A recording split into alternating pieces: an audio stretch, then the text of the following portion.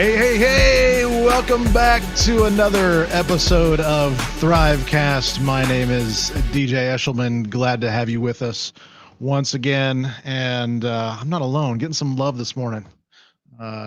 All the way from across the pond, Mr. Tech Talk. If you're not subscribed to his channel on YouTube, you should do so. He's finally getting some episodes up, so make sure you go give him some love as well this morning. But want to welcome you all to another THRIVEcast episode. We're really excited today. We've got a great guest to bring up in a moment. But before we begin, make sure you hit that subscribe button and hit the bell, because we've got some other stuff coming up in the next month or so that isn't going to be not necessarily at our normal scheduled times. And so you'll definitely want to get notifications of when we go live. And actually, I haven't even told Jeff this yet, but we're coming up on 6 months. October 30th will be 6 months of doing this, believe it or not. Is that amazing or what? So what we're going to do is we're going to do something special. And so, yeah. Can you believe that, Jeff? 6 months. Like 6 months. I would have said like 3 weeks ago. Right? It feels like that's it has the been. dementia kicking in right there. Wow, really? 6 months? 6 months. Yep. So this is and in fact, if we I guess it is. on the episode we'll do that day, we'll do we'll figure out something special. I think what I'm gonna do is try and figure out a way we can get multiple people on to come just party with us for a while. And so we'll have episode 30 on October 30th. That'll be the day. That's to the day. We started this on April 30th, 2020. We planned that out. We timed it that way, right? It's all on purpose. This is all obviously planned. So. Oh, that's awesome. Yeah, no, I get, now that you say it, it's like, 4 times 6. It makes sense. It's crazy, but and yeah, so cool. Yeah, well, thanks for being with us here today. Joining us. When's the next time we're going to be able to say like live in the studio? And I don't think this show was ever really meant to be that, but we reach across the world for this one. So joining us live in his studio. Shane Kleinert agreed to join us. I don't know why, but we'll ask him when he comes on. So Shane is a Citrix CTP, being EUC focused for. That countdown was stellar, gentlemen. You guys had like a 5-minute countdown. I'm throwing punches. I'm ready to roll, man. Isn't that cool? This is like this professional setup you have here is incredible. Oh yeah. So I can't take thanks for having me on. It's cool to be here. I enjoy what you guys are doing. So awesome. Yeah, actually, that's I can't remember where I found that track that we play at the beginning. I think it was off of Audio Hero is where I got that. I have a subscription to that. I was like, this is kind of like seems like us. It's almost like that. Yeah, the countdown is just a way to it just gets you pumped, man. Any countdown, it gets you excited. It's like a new year. I don't know. So I love it. Well, Shane, before we get started, tell us a little bit about yourself and where you're at today, and we'll kind of dive into your past in a moment. But sounds good. I don't know if you want to know about my past, but So I'm Shane Kleinert. I'm a senior solutions architect today, bringing you to the current times for a company called Choice Solutions, primarily based out of the Midwest. And I joined the company about 7 years ago to build out the Southeast region. So I'm based out of South Florida. We're in kind of our little office here. Mostly I work from home, but since the pandemic hit, you guys started the show, a lot of craziness, right? And I pretty much haven't been on a customer site. I was working at home every day because I'm just like, I think the whole thing just turned everyone into a kind of a germaphobe. I got like, no joke, I got a laser wand, a UV light here. I wand everything with this thing. So I just started coming back to the office, actually. My wife kind of kicked me out of the house. I'm a loud talker, walking around the house. She's like, you got to go. So I came back as a side entrance. So I'm kind of kicking it in here. And primary focus as an architect for the team around end user computing. So I handle, architecture, pre-sales, post-implementation, lead our region, and also co-lead the practice with Scott Osborne, Virtual Ozzy, which I think you guys know as well. So I'll have to get him on here. He's a good guy. So yeah, indeed. Very good guy. So do you pretend you're like Harry Potter with the wand and you're making things I disappear? do actually. Yeah, I literally this thing and the battery went out. That's how much I used it. I turned it on for you, but it's got some protection mechanisms. So if I turn it on, you can't. It doesn't like if you turn it because you can Oh, like okay. apparently you can. It's very dangerous. You're supposed to wear goggles, but it does work, and supposedly at least makes me feel better. So I don't know. I have it. And if you need one, it's a 59S. It looks like something that maybe came from China. I don't know. It doesn't have any real logo on it. So We'll find a link and put it in the description there for people. Because I mean, battle is making people feel better about getting out. That's yeah. key. I I mean, don't. for me, yeah, man. It's whatever the it whole takes. thing's just been nuts. But I think just it creates like takes a couple weeks to make a habit, and like we've all been washing our hands for 30 seconds like all the time now, not touching our face. Like I think just the normal sickness that you have like traditionally is it's just gonna go down. It's just good habits, right? I know I haven't touched my beard. I'm like very good. My hands, I'm sitting on my hands right now. I usually talk Horrible. with That's my why I hands, stay but I'm home. keeping them on a 3-foot radius from my face. So I'm the worst. so, I'm like, I've touched my face I more. expected you to like lick your March. fingertips and then do the eyebrow. yeah, right. I usually before this whole craziness, I had nice slick back hair, man. I was very formal. I almost wore a tuxedo for this thing. You guys are so formal, but yeah, maybe next time. But I shaved my head. That was like a big deal, man. Since I was a kid, I've had my hair. Like I just never. So I went all in, shaved it, and I had it for like 6 months. And then the wife's like, "It's got to go." She kind of calls the shots, and so it's growing back. So I got like a little chia thing going on here. So, but yeah, I should pull out pictures. People are always surprised with the long hair, and I'm like, this is like me in my natural yeah, you state. had it for a long time. Yeah, you were ready to go, man. So Yeah, it was like, did just you come do on. a It's like, trim there, or what happened there? Did you trim it up, or you just kind of still going? it's still going. It's still going. Yeah. It's getting there. I think this actually might be the longest I've ever had it, but I was looking back through pictures in like high school and whatnot, and although I think high school is more mullet, because Yeah, that's awesome. Yeah, I had a ponytail back in the day. But yeah, it's funny. You should start bringing up like old pictures, just slide them across the screen, of like Jeff in the early that days. might be something we can arrange. So, the thing is, it's not that easy because you have to find the physical photographs.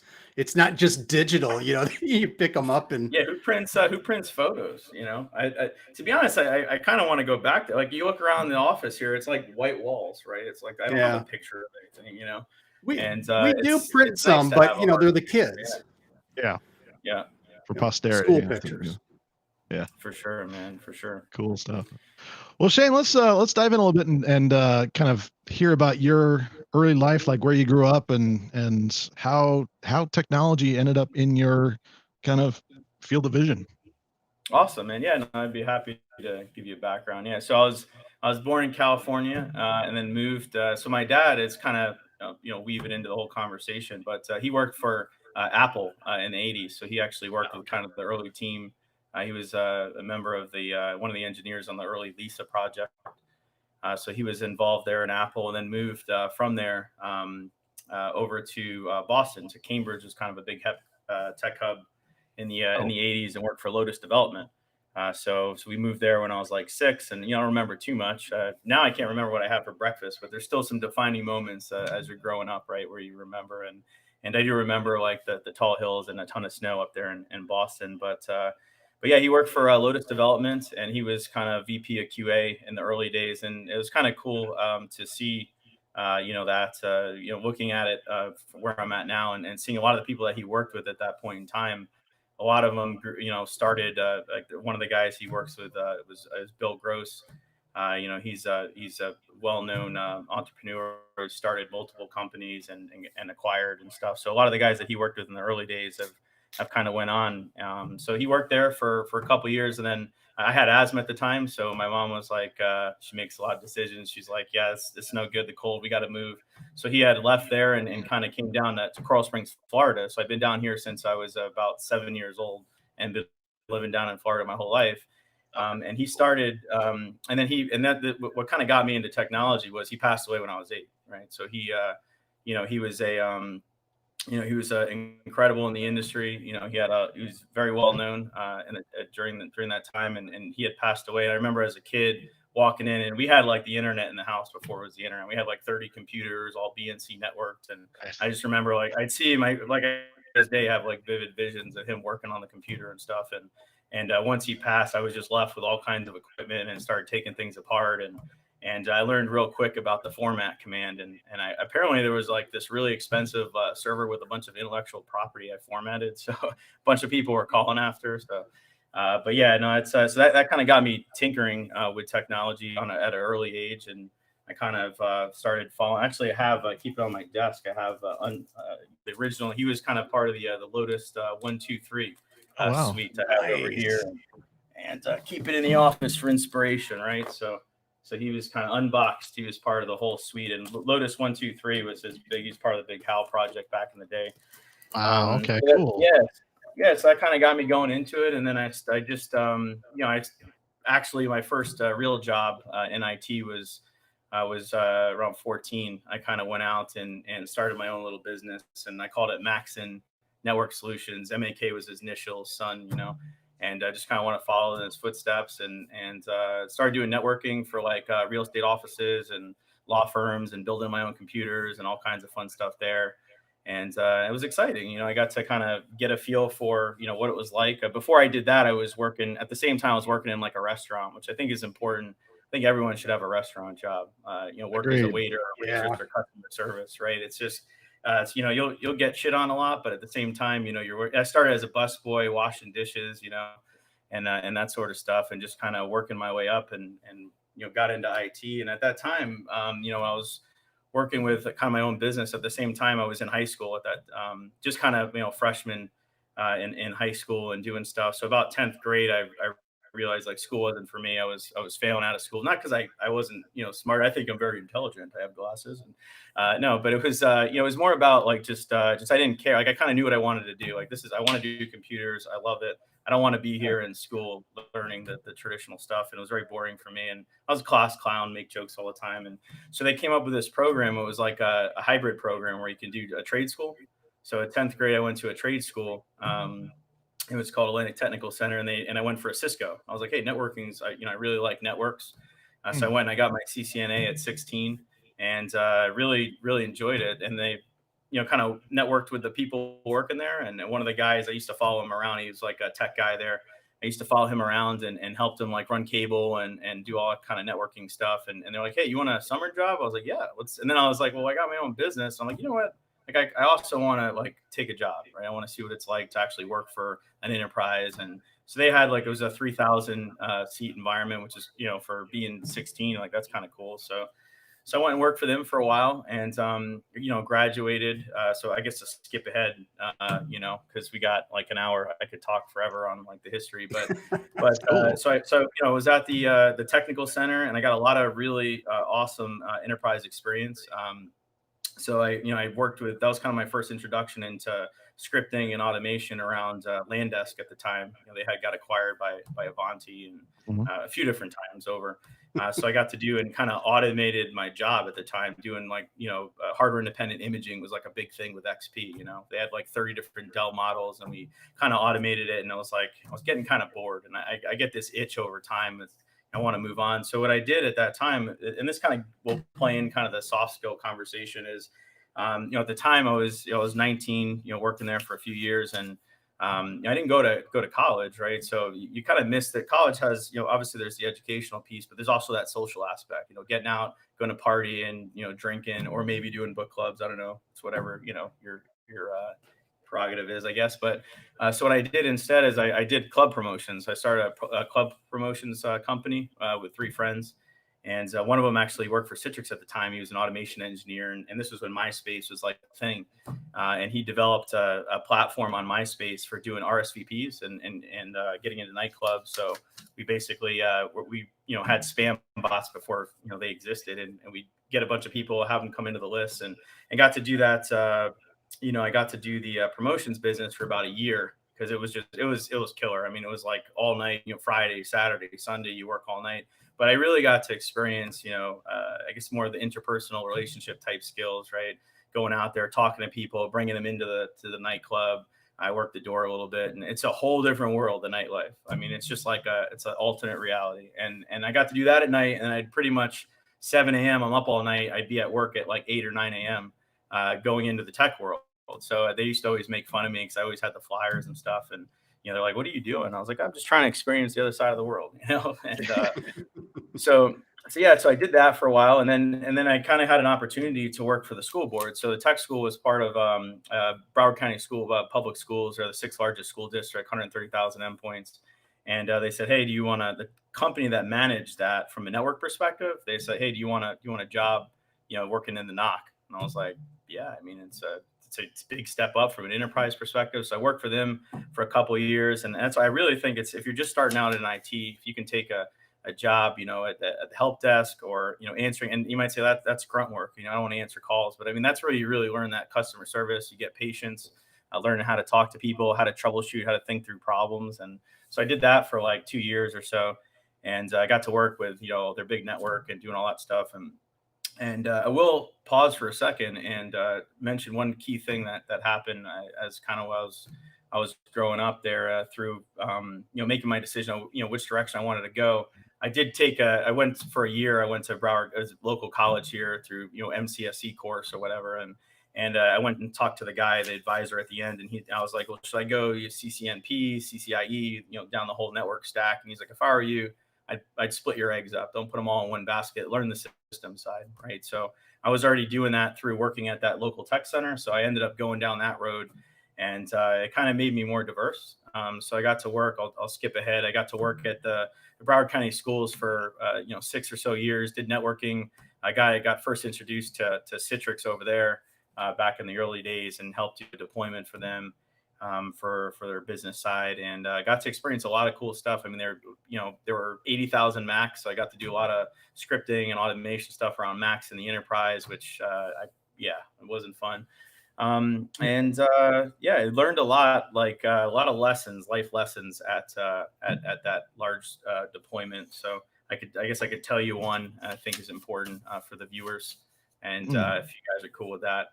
Yeah. But yeah, it was just, I mean, one thing that's just so important is, if you, I don't know what the protocol is here. I didn't read the documentation if I can curse or not, but normally I'd say if you F up, but normally I just let it go, but I don't want to mess up for the viewers and stuff. But, if you screw up in IT, you do something, own up to it right away. I can't tell you. I think that is just so important.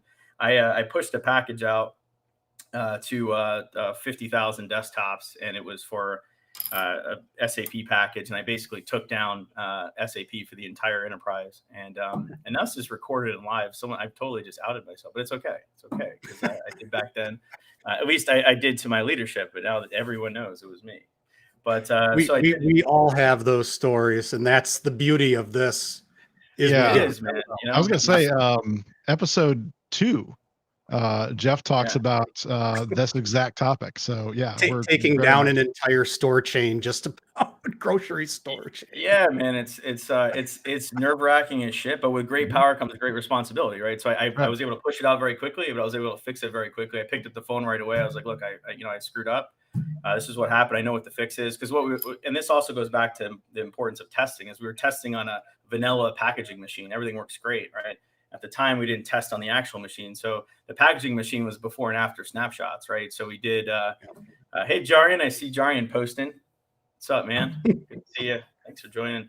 And that before and after snapshot overwrote the host file, which was a big deal for SAP at the time with the ports. And we fixed it very quickly. But the point is just, own up to it. So, and then from there, I basically went into kind of, being an admin to a consultant. I think that's a big shift in the career for me. I was kind of an admin for a big enterprise, and shifted to a technology company. I went back to basically the company that I work for, and I was like, I really like this Citrix stuff. I want to go and kind of help build the Citrix practice for you guys and be more of a consultant. And that was just a huge shift. I don't know if you want to chat for that about it. I was going to say, break that down a little bit, because I'm always curious, just from this is a selfish thing I'm asking for, because I'm trying to figure out this in my own life and other people's lives, and trying to nail this down for people of knowing when to make a shift from being like a full-time employee to being more of a consultant, and kind of things to identify with that. I Yeah, mean, yeah. what motivations, but what was yours? Yeah, so actually, so I got a couple of things on that. So when I moved from, I was actually working for the same company. So we were basically an admin, a staff log for the district, basically. And then for that same company, still full time, I shifted into a consultant role, working for them full time. So I wasn't independent at that time. But it was still a dramatic shift from a persona standpoint. You're an admin, you come in every day, you make your cup of coffee, right? You sit down, hey, what's going on? You talk about, whatever was on TV at the time, and then you're checking the logs and you're looking. It's very prescriptive, right? And the consultant world is very different and dynamic, and tons of variables. And I think it's also brings a lot of excitement. It also is first stepping into it is a little bit scary, right? Because when you work for one place, I mean, you know that environment in and out, right? I mean, you know all the IP addresses in and out, all the different subnets, how everything's interconnected, and when you go into the consultant world, you're stepping into a brand new environment every time, right? And I will say, like, as a consultant, like 1 year as a consultant is like 5 years as an admin, right? There's some scale there. I mean, you Absolutely. get so much knowledge going in as a consultant. It's just incredible. So it's an Yeah. exciting shift. It was scary at first, and after the first two, like that little fear goes away, and you got to push yourself, right? Sometimes you can just kind of like, I'm not going to do this and go back to the admin world. But I did it, pushed through, and got a lot of great experience doing that for those guys. So yeah, and then I'll bring you to current day. And so I worked for them for a while, and then it's a long history, man. It's like an hour in, he's still talking about them. But yeah, so I went in, and basically I'll just jump ahead. I ended up working for a year independent. I left. I worked there for about 6 years, and kind of wanted to go out on my own and kind of build something.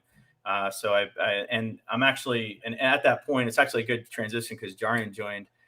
So I actually, around that time where I was getting into, Citrix, community was a big deal, right? And there was a lot of forums and stuff like that. And I found the IRC channel, the Citrix IRC channel, and that was pretty awesome. There was like 50 people or 30 people at the time. And it was just great to collaborate with people real time and learn and navigate that. And so I kind of helped those guys. I put a little branding around it and helped to kind of build up the channel.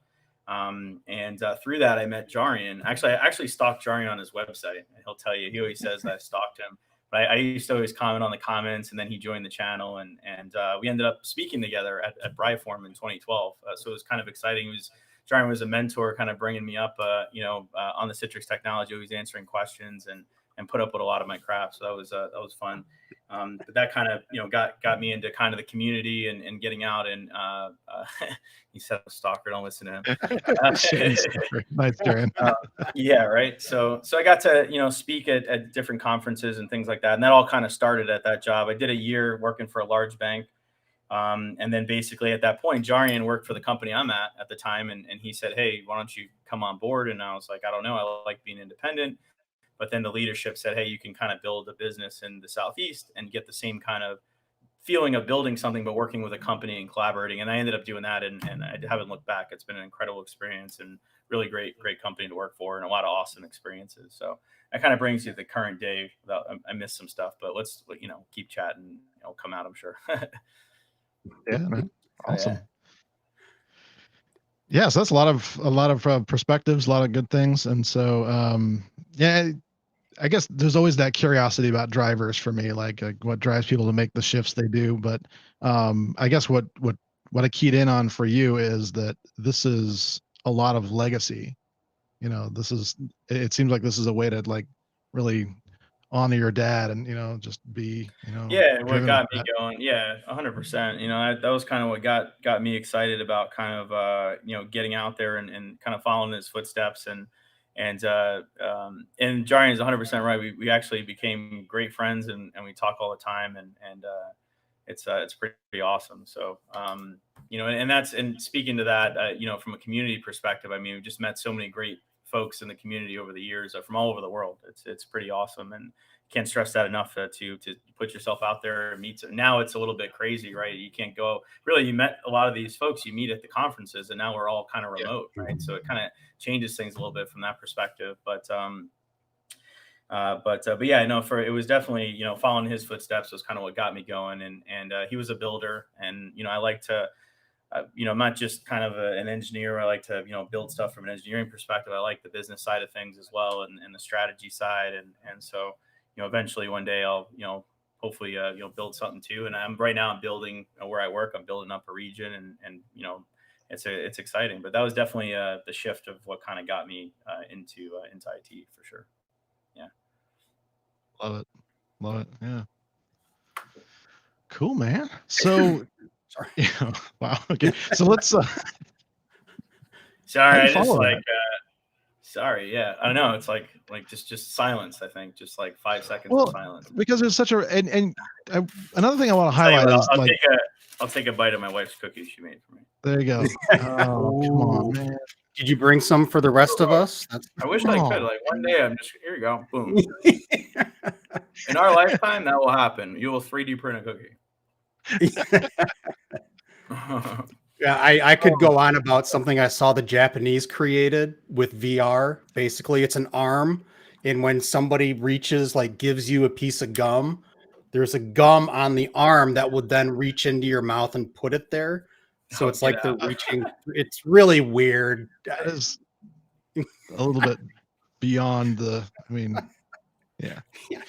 That's like it reminds me of Wall-E, the movie. Like yeah, people just riding around on chairs being fed. I think that's what we'd end up looking like if we had too much. Man, I know it's like the pandemic 20, right? Like, so I started like growing. Like, I actually lost a lot of weight in the beginning. Like, we started out like we're in lockdown. This is a time to eat right. We started making salads, and we're doing all good. Like, there's this curve. Like, lost weight, started working out, and then it was like 3 months in. It was happy like hours. Then the pizza started. As soon as takeout, really, it came down to like when takeout opened back up, it was like shit went downhill, man. We were eating pizza all the time, and now we're kind of coming back to the norm, But I've actually shed about 10 pounds so far, so we're doing all right. But nice. Yeah, that's the thing I noticed. I'm like, woo, I can't go outside. My pants don't fit. I couldn't go out if I wanted to. Unless you go to Walmart, then you're all set. So. Well, I mean, that's like the Walmart. Just do what I do, man. Get the elastic, man. You just pull, like, once you get they got little clamps on the side. It gives you that extra 2 inches. You just pop it open, get an extra 2. Because we fluctuate at night. It's kind of professional tips. Those are wise words right there. This is what our viewers really want and need. So knowledge here, man. Around like. I mean, how often do you guys sit? Like, what do you guys like 14, 15 hours a day, right? You guys just sitting or you stand? DJ, look like you're standing right now. You doing the stand? I've got a sit stand desk that I do. And Jeff, I think you got something similar, right? You got I've got a standing desk. I actually have a treadmill that will fit under it. So I can walk and work and do stuff. Yeah. Are you serious? We've done meetings and Jeff's like, yeah, absolutely. It's specifically designed so it doesn't have the rails or anything. DJ's seen me on it. Yeah, you just roll it underneath your desk. Like part of it's underneath the desk, and raise the desk up. I can type and work and walk. Oh, that's pretty cool. Fitness is important, man. I go in and out of it, but I sit a lot, and that's one thing. It's still, I mean, every day you're learning something new, but trying to get up and just walk around. I mean, I could sit in this chair like 15 hours. My wife thinks I'm nuts. Like just keep grinding, So it's important to get up and walk around. It really is, and that's like a lot of things. I mean, it's learning how to learn. I had a college professor that was telling me that it's like all this stuff you're learning, that's all fine if it's memorizing it for the test and all this stuff is not going to do you any good.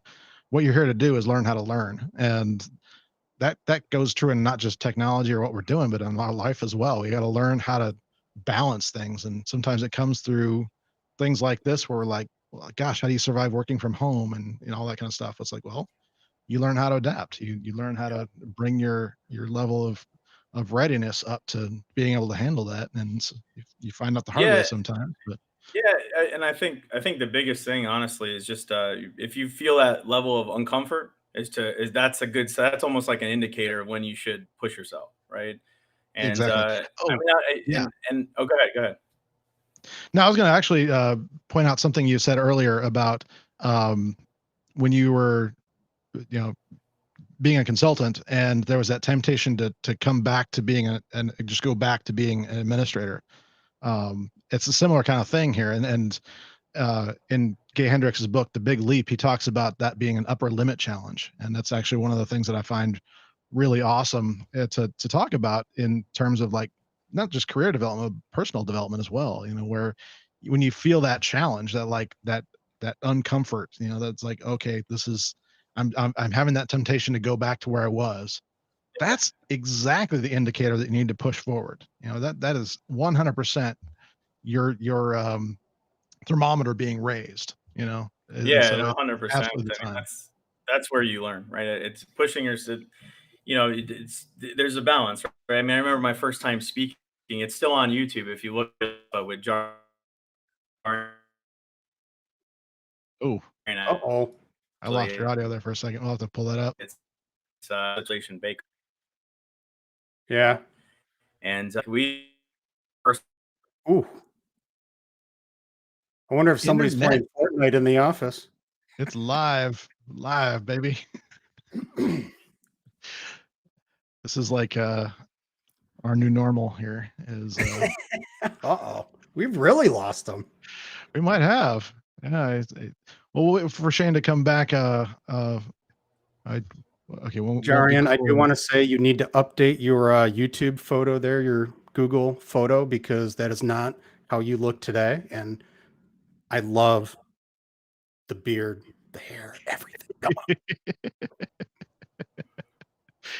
Yeah. That's actually a good. I like that. I like that freeze right there with Shane. Yeah. We're just like, should it, thumbnail? Yeah. He's the thinker. He's the thinker. The thinker. This sort of thing happens, but we'll wait to get Shane. Oh, there he is. Hey I guys, think he's back. yeah, I lowered the resolution, man. The what happened? We have a cable in the office, put a NAC in, and for whatever reason, the authentication isn't working, so I wasn't able to get it going before. But as long as we're good now, I lowered the resolution. You guys have saw me. You don't have to, we don't need good resolution. We're good. So Yeah. I was spitting some serious knowledge, man. You missed the whole thing, I know. I figured you probably were. Lotto numbers the whole time, man. So now it's repeat it. Yeah, that's it. It's gone. Yeah, I was just saying. I mean, that indicator to push yourself is really that uncomfort level, and that's Jari and I were worked for 2 days rehearsing our stuff so much, and we literally were like, it was like drinking from a fire hose, and then we tag him, and then he'd run and speak, and then I'd go, and then we go and we listen to it now, we like laugh, and it's like you can over prepare and you be scared, but we both kind of pushed ourselves and got out there. And once you get out there and you kind of thrive off the excitement of seeing people in the audience. And that was one of those moments of kind of pushing ourselves. And we spoke a lot of times since, and so just a lot of fun, and it's exciting. So, but I mean, it also it's also important to be vulnerable and admit things like when you're in that moment, like for instance, like I don't like being on camera really, like, and speaking is a whole different ball game when you're on stage. But like this whole conversation, I was like, you sent the thing. I'm like, I don't know if I want to do that. Like, I don't like being. I'm like, you know what? The fact that I just said that, I'm going to make sure I sign up and let's just have a good time. Exactly. It always let that be a lesson to everybody else we contact as well. This is say yes. Say yes. Yeah, so, I mean, my first speaking was at Bryform, the first time, although the first one, and yeah, I was the same way. I mean, I spent a lot of time over preparing myself, but I had never done it before. And the whole reason that I had agreed to do it was simply because I was uncomfortable doing it. I mean, it was like, the typical geek, right? Just very introverted and didn't want to be in front of a bunch of people speaking about anything much, much less like that. And it's amazing. But when that first time I did it, it did set a bug in me that this, I did like it. I would like to do more of this, and that's what lead me to where I'm at today. So it's it can be a good thing. But we've always said you got to at least try it once. Try something once. It doesn't have to be speaking. Yeah. But if you're nervous about something, if you're uncomfortable, give it a shot, man. You may find out that, what, this is cool. I like it. Yeah. There's lots of ways to kind of go, kind of slower into something, or you can actually bring yourself up to a level. So you just start with something small. Honestly, this is why I love, if you're in the Citrix world, for example, the Citrix user group communities, it's a great opportunity to, give a talk in front of maybe, I don't know, maybe 15 or 20 people a lot of the times that you may not know, it doesn't matter. It's just that practice of doing it and building up from there, and just kind of building that confidence level up till you get to something even bigger. There's lots of possibilities. So, and Yeah, there's that's other the great thing places you can about do the that too. local when you could meet in person is because you are speaking to your peers at Yeah. that point. Yeah, I mean, sure. it's not, some big speaker that, I don't know, whatever, but no, it's just, it's people exactly like you in the same position and everything. And, that's a great group to start with. Yeah. Yeah, and I totally agree. I mean, and our first session, we didn't know how many would sign up. There was like, I think 300 people or something. So we were like, holy crap. But honestly, when you get up there, everything's just a blur. The lights are there, and you don't really. I mean, it's all about just having a good time. But to your point, I mean, just starting small is kind of the key, right? It can start with a small little group, and you just get out there and kind of speak about what you enjoy. And you don't have to speak. You can. I know a lot of people have kind of that fear of getting up in front of folks. I mean, you can start with just kind of local, like those local meetups, and just kind of collaborating local at the local user group, like you said, is a great way to kind of start. I mean, I Yeah. can't stress it enough. I mean, if you're getting into IT, you're getting into Citrix or VMware, EUC, any of these technologies, they all have sub communities. Spend time, get out there, network, learn from your peers. I mean, that's really, it's all about sharing knowledge, comes full circle. Yeah. I spent a lot of time in the community. Nowadays, it's just, I'm constantly grinding. It's harder to get out there, and now, especially like it's like the work just shot up, right? I mean, we've been talking about virtual desktops and working from home from years, right? And it's a lot of the bigger enterprises are like, no, I'm not going to do it. I got to watch what they're doing all the time and see what they're. And now everyone's home, and it's like this year's been like one of our busiest years, and all net new implementations, born in Azure implementations, and it's been super busy, and that just can get crazy. Yeah. Please don't So say those Corey, four. Corey asked questions here. He's like, I struggle with eye contact. Even just looking into the camera when talking, I will lose my train of thought and can't figure it out or get over it. And I actually have some thoughts about that too. And it's very common. You just kind of, it's like, oh gosh, you're so focused on where my eyes need to be and that sort of thing that you can lose that train of thought. And so if it's something that's really important or something you want to highlight, what I'll do is I'll take sticky notes and put them either along my monitor or sometimes just right above the uh, the webcam there. I actually use a separate webcam. I don't have one that's built into the monitor here. It's a uh, you know the more expensive Logitech Brio, but I have it actually out from the monitor, and so most of the time I'm looking into just past the monitor, just past the camera, or just above it, and that helps a lot. So I can have my notes right there, and so that I'm just a very quick little nudge away, and that helps boost my confidence. I don't know if you guys have any other tips as well. Yeah, it's Well, I think exactly. I mean, okay. I was gonna say from an eye contact standpoint, for me, my camera's up a little bit and it's on the monitor, but like it's mounted, like I mount it on there. I don't have an arm looking for one, DJ, so I gotta talk to you. But just even in person, eye contact has always been an issue with me. Yep. And I've noticed the same thing, as Corey said, is that when I am focused on, okay, keep the eye contact, I miss things that they're talking about, and I'll totally lose the train of thought just like that. Yep. Yeah. So sometimes you can, yeah, it's overcompensation. It's okay to look away. And I have to keep telling myself that, especially when I'm talking to somebody new. I'm horrible at remembering people's names. If I don't Yeah. repeat too, their name back right away, I'll forget who I'm talking to. That's why I put the names on the screen here, because otherwise I'd forget who I was talking Well, to. yeah, I Right was now. going to say, I I'm can't do talking that in to real Randy life. and Fred, But Well, no, I'm in the same boat.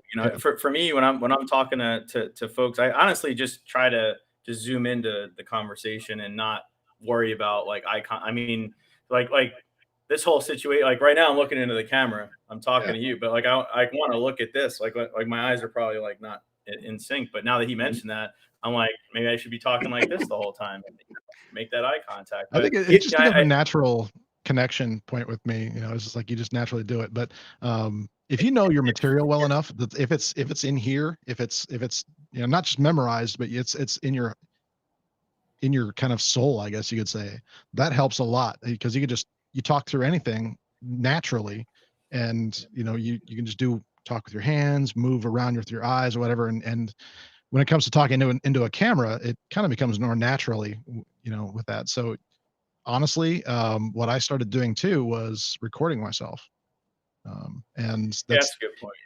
Yeah, because if you see your own face, sometimes that's a distraction too. Like if you're using the phone, you tend to look into your own eyes, and so what's recorded is you looking off to the side a little bit.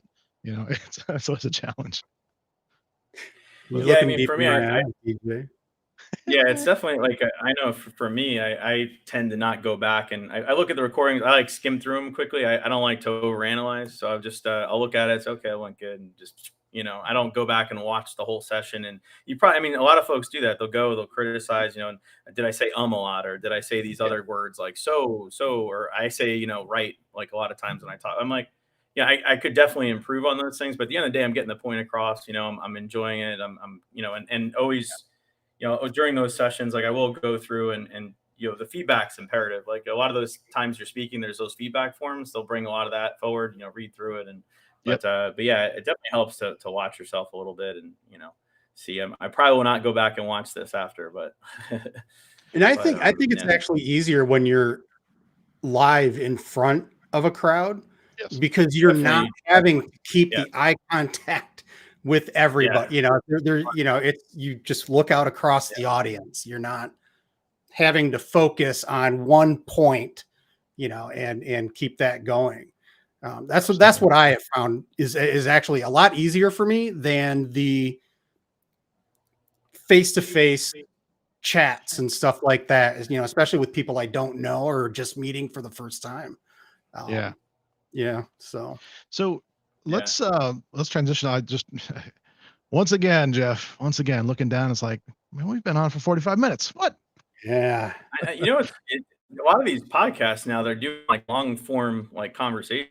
Like sometimes I'm like, I don't know, I can't listen to that, but you end up just keeping it on in the background, and you listen to, like, before you know it, 2 hours by, and it's just cool conversation. But yeah, it's tough to keep this type of stuff to an hour, And Jerry, in your comment here that I think is right, it's like live is much easier, including and things like this too. It's like easier to just let things flow. So absolutely.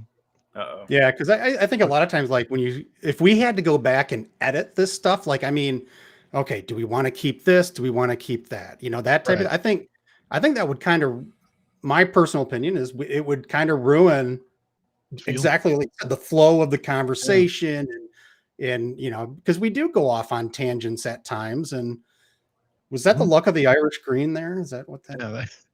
Yeah, except for a podcast episode, we repurpose this. We might have to edit some of this out, but By the way, I do want to say, DJ, we will have to edit this. We're talking about the eye contact. We got to throw Hypnotoad up on the screen at some point. There he goes, like little. I kept thinking about that. Like, we need Hypnotoad. Yeah, right on. Maybe. Shane, are you still with us? Let's see if he's regained the stream. Sort of, kind of, maybe. Yeah.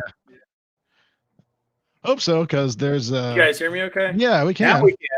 Yeah, no, I keep, my audio keeps dropping. Can you hear me? Yeah, we can. We're good. So hopefully you can hear us. Yeah, it's dropping out, man. It's I gotta I'm gonna go log a complaint after this about the shit internet I'm experiencing today. But you guys messed up a live stream. Not good. But like but cool, yeah, man. I think you wanted to transition before we kind of cut out there. You wanted to transition. Absolutely, yeah. When you Shane had emailed Jeff some comments about kind of the future of IT and how important certain soft skills are going to play into that, and I absolutely wanted to talk more about that. Yep. And I know, Shane, you've got some notes on this, so let's just let you take it away here and talk a little bit about, you know, that element, how soft skills are going to play a more important role in IT than maybe even tech skills. Yeah, no, 100%. I mean, I think when you look at the industry as a whole over the last, couple of years, that we moved to an incredibly fast cadence, right? Microsoft really pushed the envelope in that. I mean, the SaaS applications have always been in that fast cadence, right? That fast release cycle. But when Microsoft went and changed Windows to the faster release cadences, a lot of things had to move along with it, right?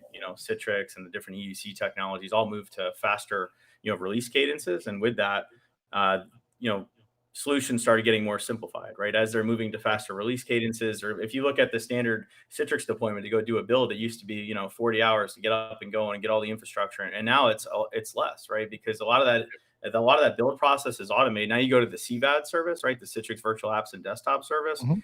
All that infrastructure and a lot of the same EUC technologies are taking that same approach where it's a platform, right? And then you just have connectors, right? And that greatly simplifies the process. So now you're looking at from a consultant perspective, a lot of that time was spent on initial build procedures. Well, now that's going away because the vendors are automating a lot of that. So you say, well, what am I going to spend my time on? Well, that's why it's important to look at, providing additional value. So I always say, I think we're going to transition to more, integrators and more integrators, architects. So integrators of various technologies, right? If you look at the landscape today, it's a mashup of technologies, right?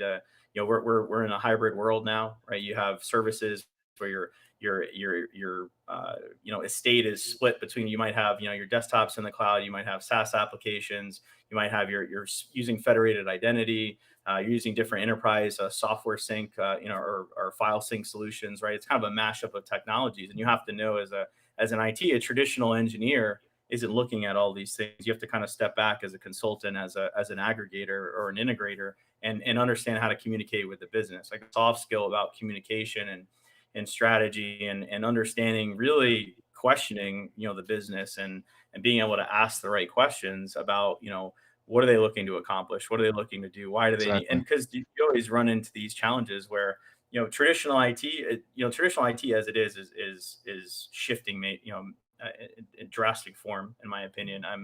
The older companies are seeing it happen around them, right? The different business owners are going out, and it's been going on for years with shadow IT. They're going out and buying different solutions. The business comes down and says, "Go make this shit work," right? And now it's even crazier because Microsoft is I mean, it's incredible the turn that they took, right? I mean, they got great solutions, right? You look at what they're doing with 365. They played the game strategically, right? They put the VDA license, right? You guys have to pay a shit ton of money to buy a desktop. Oh wait, we now are ready. Okay, it's included with 365, and it's like now they stalled the market, and now they got the solutions from the 365 perspective, everything they're doing with the whole stack around endpoint management and endpoint security and identity. It's really good, right? And now they obviously, with Windows Virtual Desktop, there's a long way to go, but they're moving very quickly to close the gap, right? There's still value add on top of that, but point being is to take it back to that change, and is because these things are changing so quickly. As a consultant or even an admin in your organization that's been doing Citrix for years, you have to answer and have to know now to understand at a minimum, what is Windows Virtual Desktop? What does it do? Because it's a disservice to the organization to not look at it when they own the license, right? So it's this constant adaptability of ever changing, right? So being able to adapt to different technologies, learn new technologies, you switch to more of a end user experience consultant almost, right? Like you have to really understand your users, and we've been saying this for years, right? In the end user community, EUC community, and everyone laughs, F the user, who cares? We'll just deploy it. It doesn't work like that anymore, right? Yeah, exactly. And it's, your users are everything, right? And you understand the workflows and how it all works. And now you really need to understand what they're doing, because now you're looking at, that in our field, it's starting to bring in business process automation, robotic process automation, Citrix with the micro apps and what's going on there. That's a whole different shift. And understanding, you have to go in and be a consultant to the business. What is that business process? Why are you doing what you're doing? And then from there, engineer around it. So that traditional, guy that's obviously just paraphrasing a little bit. If you're in there just kind of changing tapes in the back, right, that's gone, right, in a sense. So you really have to open yourself up and become more, more diverse, right, in the technology. So Absolutely. that and with that, right, and I think that goes back to just being, agile. You have to constantly adapt, and I think thinking about that, and as I was thinking through this conversation, uh, adapting to the various technologies. Really, it's about having the equipment, right? Having the lab to be able to test, and equipment today is you can get stuff off eBay to test. You can, if you're a partner, you have credits where you can do a lot of testing in the cloud and spin it up and tear it down. But being able to test this stuff ahead of time, it used to be the day where you would know that everything inside and out, right? And now it's because things are changing so quickly. It's you set up a project like, okay, we're going to go ahead and we're going to do, federated authentication, and we're going to do, a full on build out of, whatever, right? Point being is that you would set this up ahead of time, right? And the first couple of times, because it's a newer solution, get a feel for it. And then from there, you got it down. But before you know it, you're back at it changed again, right? So you have to have some sort of setup to constantly learn and adapt to the changing technologies for sure. Yeah. Yeah, this is actually that's a big point we've talked about before. Is it's amazing how we work in a field that is based around constant change, but we as people, Mhm. and I've seen this quite a bit, we resist that change, right? How many I don't know how many people say, oh, I'll never move to cloud. Oh, it's this, it's that. It's like, no, it's you can't discount a technology like that, especially one that you can see is becoming more pervasive. I remember, oh my gosh, Sean Bass speaking just a few months ago about it was the UserCon in Minneapolis that was virtual, and he mentioned it's like all these people that told me they'd never move to cloud. Now with the pandemic, they've come back to me and they're saying we need to move to the cloud. So it's not only are you harming yourself from a training perspective, future perspective, you're doing a disservice, in my opinion, to your company as well by just dismissing something. I'm not saying you need to adopt it, but you need to have reasons. There has to be a rationale beyond, well, it's cloud. I don't trust cloud. Well, okay, why? What's the problem? No, you got to have an answer to that. You got to be able to understand it. I think that's always been the great thing about EUC is that we work in a technology area where we have to know so many different pieces and parts. You can't know just the Citrix side of things. You can't know just VMware View. You have to know all of that, surrounding technology. And that's a lot.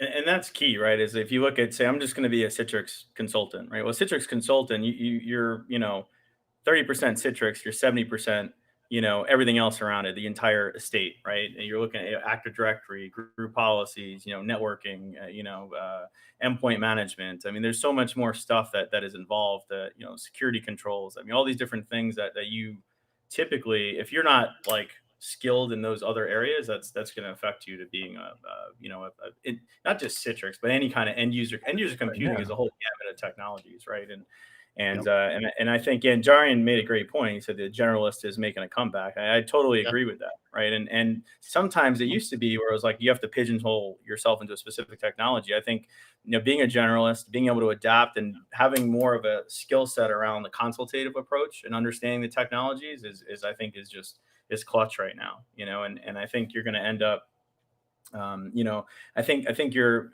that integrator role, which is kind of formed like from the consultancy side. I mean, I think that's really where you spend some time understanding it, because at the end of the day, like I think is a really important thing to understand. Like I think a lot of people out there feel like you need to know the answer, like you got to know everything, right? And the answer is you don't need to know everything, right? And no, if anyone tells you they know everything in a meeting, they're full of shit, right? I mean, no one knows everything. Right? Stuff's changing too quickly, right? So it's about finding that information. I'd rather hire someone that has the DNA that understands technology. They can adapt, they're agile, they're passionate, and they know how to find what they're looking for, right? Quickly. That Google foo is real, man. That's a skill set. Yeah. Like, That's how I built my career, man. It's like I didn't know this stuff. if like, Google come went out with down, a man, question. we're all screwed, right? Like, because Bing is no good. Yeah, But I mean, it's I always say, like, when I was early doing the Citrix forums and stuff, it wasn't because I knew all that stuff off the top of my head. I knew how to find answers. Exactly. And so I always say, like, I stood on the shoulders of giants at that time. And, I'd love to take full credit for everything that I did and said, but it's not true. I mean, But there's one thing I will say about this, and this is something actually I was just looking to make sure I actually, you ever just get one of those moments where you just wonder if you actually said something, and so I was actually looking through the second chapter of this to make sure I said this, but basically one of the concepts here is you don't necessarily have to know the answers, but what you do have to know is what the question actually is. And a lot of times when it comes to like technology and things like that, we tend to get in this rut of just trying to troubleshoot the answer, but we don't even know the question really. I mean, we can get into that whole, if there's not a why behind it, if it's just trying to troubleshoot an issue that's like what we would call like a P3 incident or something like that, that's like kind of minor, and that's taking all your time. And over here, you got a P1 incident that's like half the company's down. Well, you need to be clear on that too. Is like, and it takes a certain business acumen, a certain, like Jaren said here, being adaptable and figuring things out is great. But if you don't know what you're looking for, then you're not going to find it. And actually, I find that's a skill set that a lot of us that 100%. have moved forward in our career have, is that ability to step back a second and say, wait a minute, let's stop what we're doing, pull back a second and look at this from the 30,000 foot view and say, okay, what does this mean to the business? I hate to be all Office Space here, but they put up that banner, it's just like, is this good for the company?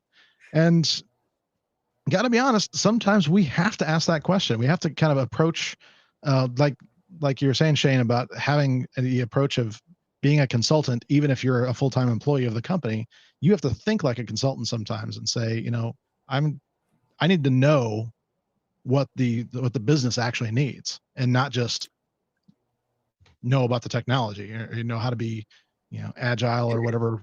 And I think those lines are blurring. I mean, yes, I'm an admin for a company, but in the end, you have to be nowadays acting more, like you said, like you guys have said, as a consultant for the company, because it's not. It used to be, hey, it's the IT way or the highway, guys. All right, we'll put in our stuff. You can't do. I mean, you could probably, but in the end, you're right. It's what's best for the company. Just like the whole end user experience model, or, think now, absolutely. You have to get buy-in from your users. You have to understand what they're doing, how they're doing it. I mean, I'm sure we all have stories of early VDI projects that went completely off the rails because of poor performance. And not understanding what users were doing, what apps they were using, the whole gambit. So you really have to be able to question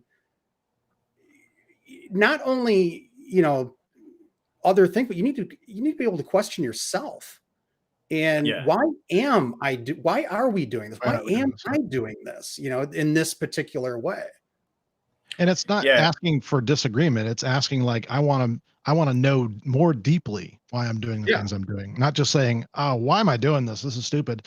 Say, I want to know why they're asking me to do something, or why this is important for me to do this way, Or why it becomes that ownership thing. Yeah. Why is a department using 15 different Excel spreadsheets all connected together instead of, I don't know, an accounting software, or something, that's centralized and sometimes I think a couple of things on that too. I mean, I think when you look at that's part of that kind of end user experience consultant, right? And I'm coining that today. That will be on everybody's job now. But There you go. as part of that, you're looking at that user workflow, and you don't know what you don't know, right? These users are working the same way every day, and they're doing the same thing the way they always done it. But if you go in there and you understand what they're doing, you can greatly simplify what they're doing, provide additional feedback, value back to the business, save them time and productivity and things like that.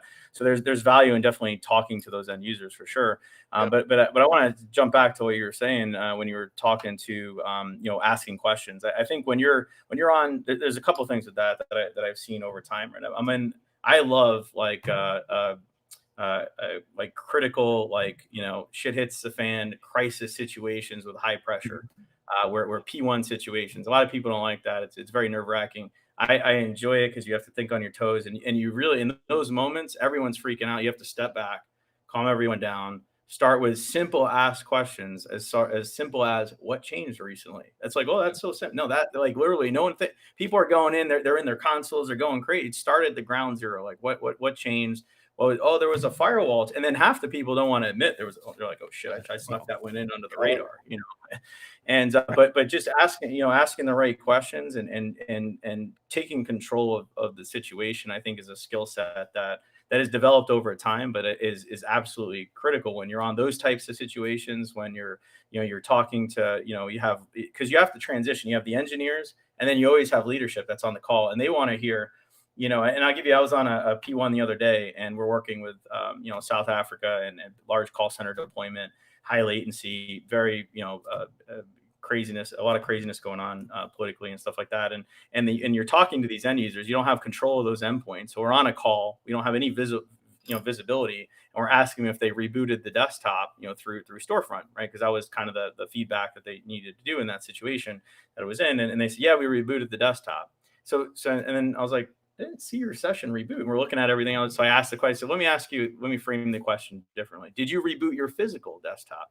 Oh yeah, the user reboots the physical desktop. So it's just asking the simple questions like that is basically, to me, like on those calls, like it greatly helps. Reframing, sometimes it's reframing the question of how they responded to it, and just, positioning that question a certain way, I think will get the information you want. And when you're troubleshooting, I always do like a troubleshooting matrix. When you're in a problem that no one can solve type situation, is start finding out, like, correlations, everything, right? Is find out, like, does it happen at a certain time of the day? Who is it happening to? When does it happen? What do they experience? And then you start putting those entry points into just a sheet, simple Excel sheet, and you have people put that data in there. After like 10 or 15 times it's broken, you're going to know, oh, look, there's a correlation. They're all on this version of receiver or workspace app, or, oh, it always happens for these users, and these users are on this specific host. And also that goes with tooling. You can mesh that with specific tooling that you have. But I think it's really important to take the time and ask those simple questions when you're troubleshooting. Absolutely. You can get lost for sure. Because there's been times where you can absolutely, you jump into a problem and you assume somebody's done like the first steps already, and never assume you're jumping in at, you're jumping in at the detail, like, oh man, it's got to be a this or this, or it's a simple, well, no, you just got to reboot, so it's you got to be aware of that as well. Sometimes I'd say most of the time it goes back. You should go back and minimally confirm in some way, not just take somebody's word, but did you reboot? Did you try this? Did you try that? Eliminate those. And I think there's an element there of, there's a certain, I guess, soft skill when it comes to troubleshooting. It's not technical in nature, but it's more of just understanding the why of when something goes wrong is just as important of understanding why you do a design a certain way. There's elements to both, and if you don't understand what it's supposed to be, the analogy I use all the time is that of, spotting a counterfeit. People that are trained well to spot a counterfeit coin or dollar or whatever, they aren't trained to look for things that are fake. They're trained to memorize what's right. And so we need to do that in our environments too. We need to have just such a good awareness of exactly what the business needs and exactly what's right for our business, that we know when something's not right. That way we can get much more quickly to the resolution. So, Yeah, and I think that's a key difference between like an architect and an engineer, right? There's different yeah, like an architect really knows how to speak to the business in transition, you know, not and basically, take the knowledge from the engineering world and transition that to terms in the business world, right? And yeah, then extrapolate those terms and those key questions on the business, what they're looking to accomplish, especially when you're doing like disaster recovery and things like that. Understand key questions around recovery time objective, recovery point. Those are just key yep, things that you have to ask. So the engineer is not like you can over engineer an entire solution and then it's completely wrong because it's not what the business wanted, right? That's a whole nother conversation in itself. Nick Rose is actually my brother-in-law, just joined. We worked together and we joined the company at the same time. He had put an yep, important point there. He's on the sales side. He's a sales leader, doing yep. incredible, and he put Toastmasters. I mean, I think that's pretty Mhm. awesome. That's for, I don't know if you guys are familiar with that, but I Oh, didn't yeah. I didn't realize they were still around actually. yeah, but That's he took me Very to a much so. meeting. I was blown away at what they do, Right. and yeah, they're still around, and they give you topics. You speak off the top of your Yeah. head, and they give you, everyone critiques each other, and talking off the cuff is another key Exactly thing what I that was going to say. over Yeah. time to learn, and that's a great Effective way to do it. communication is what that amounts to, with Toastmasters and a lot of things like that. It's like, if you can learn how to communicate effectively, you are, and not to just sound like overly like pitchy or whatever, but if you can master things like communication skills, you absolutely will advance in your career. I have absolute confidence of this because I've seen it happen in myself and tons of others. But that's the sort of thing that happens in a troubleshooting situation, even in those kind of things. If you're the person that can communicate properly, and I'm not saying take control of the situation, but if you have that level of confidence because you're used to talking to people, not just as a keyboard. I mean, actually talking to people, it's important. It's really important. And so if you can do that, you're not going to be the person, sitting in the background, hoping everything goes away. You'll be the person that actually, takes ownership, even if it's not your problem, and be able to Yeah. effectively communicate. And you will be on the radar the next time something comes up, like a promotion or something like that. Yeah, You you hit absolutely on will be. something really key, and that's something I've seen through my career, that taking ownership is one of the most paramount, Mhm. sounds simple, skills that you need. I mean, I cannot. It does not drive me nuts more than someone who just doesn't. And taking ownership is owning the situation from start to finish, right?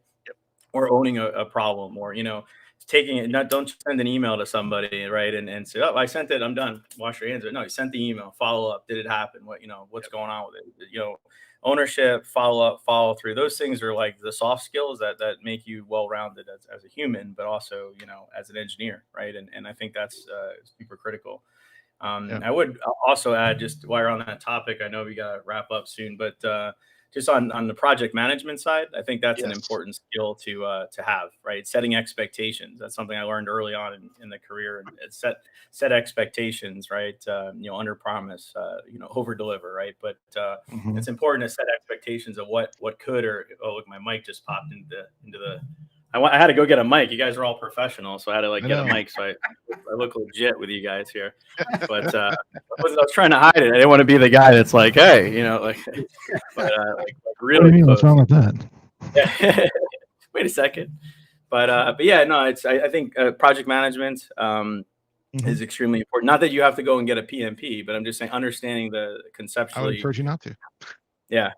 Yeah. Right. Just understanding how, Buy you the know, book. oh, there you go. Look at that. He's got it all in there. I'll have to read it. But yeah, that's an important skill for sure. Yeah, absolutely. Yeah. And you're absolutely right. And this is something where I kind of nailed down in the third part of the book, the change phase, which is a lot of that kind of stuff we need to recognize so we can communicate with project managers. It's not just about making their job easier because their job's going to be kind of quote unquote easy no matter what.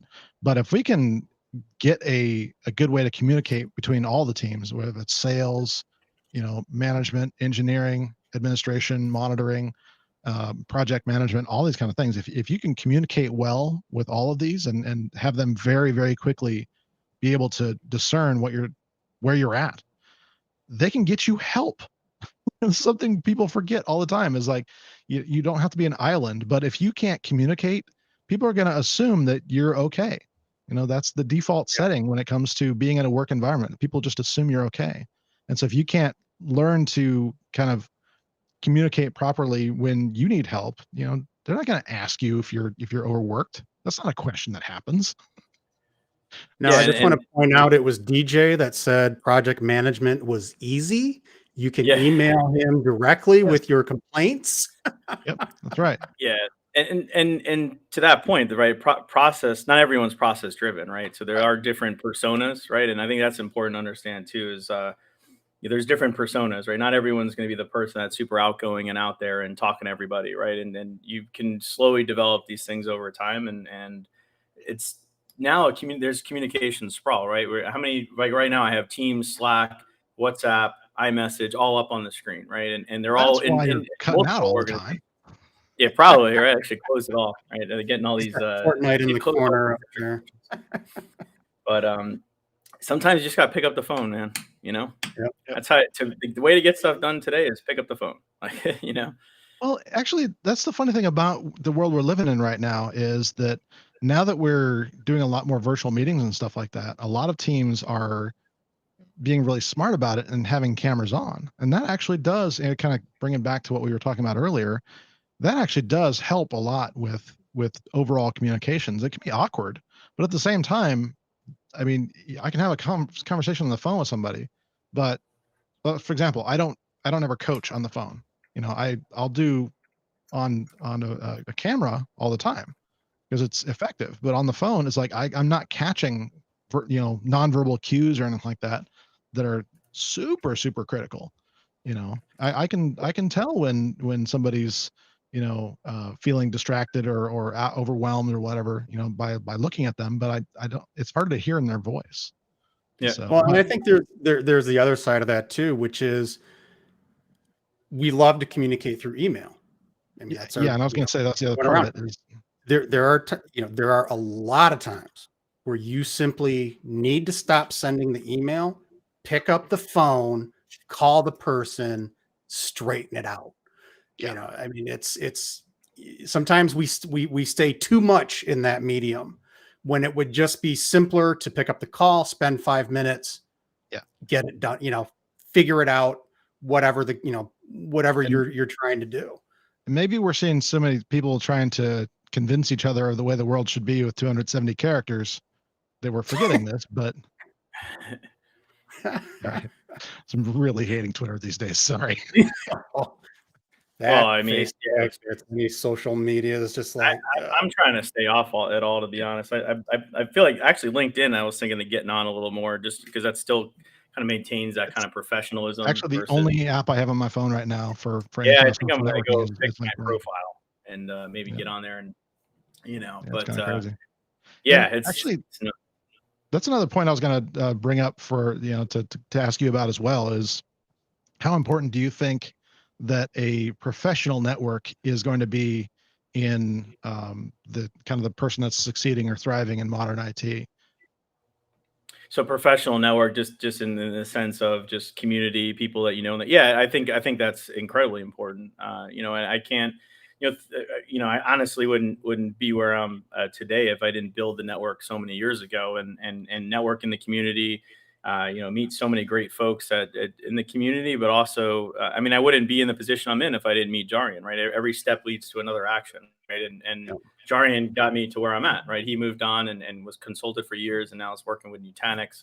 It's a great company and I'm here and it's an incredible company, but that wouldn't even happen had I not reached out to his blog and sat outside his door for so many years and watched him mow the lawn, and those sorts of things. But it's I 100% think it's very important. It's harder to maintain those relationships, I think, in the current state that we're in, but you can definitely reach out to folks and don't be shy about reaching out to folks and asking questions, right? I mean, that's something that I think to this day, a lot of folks, and I struggle with it sometimes too, to be honest. It doesn't mean because I've been doing this a long time that I don't think like, man, should I ask that question? Should I not ask that question? Right. I mean, that's it's important to be okay and ask a question. You don't know everything. Right. And that's a way to network with folks and you end up building good relationships with these people from all over the world, and and not just in the technology world. It's also important to network with folks outside of what you do, whether it's PMP or accountants, and there's local meetups and things like that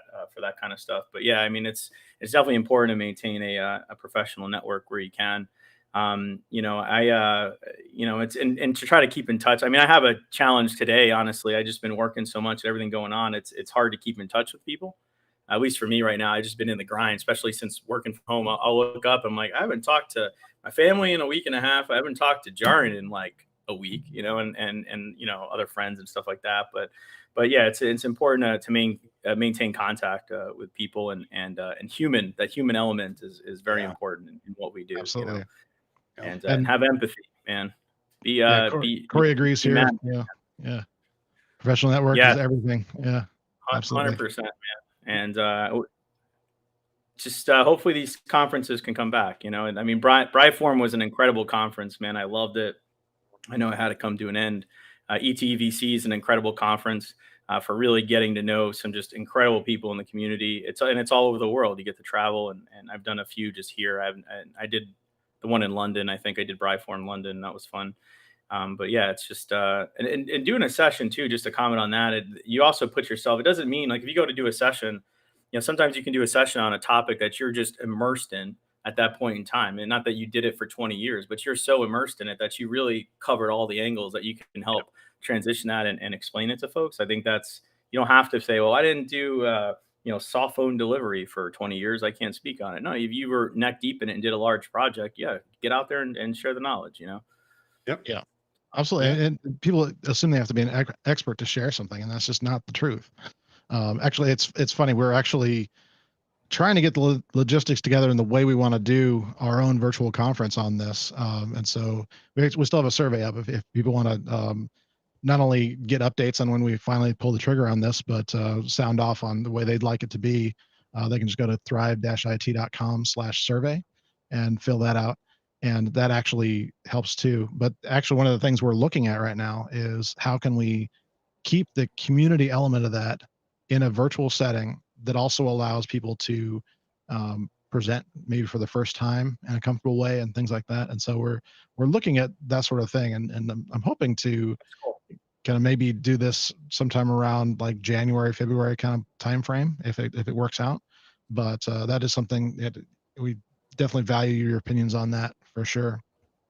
But yeah, opportunities. Yeah, it's a great idea. You give someone a safe place to kind of get out and speak and do some coaching around that. I mean, that's incredible. Exactly. For sure. I mean, that's important to find a mentor in the industry. Honestly, yeah, cool. Well, let's go to little final thoughts area here. So, Shane, any final thoughts for us for today?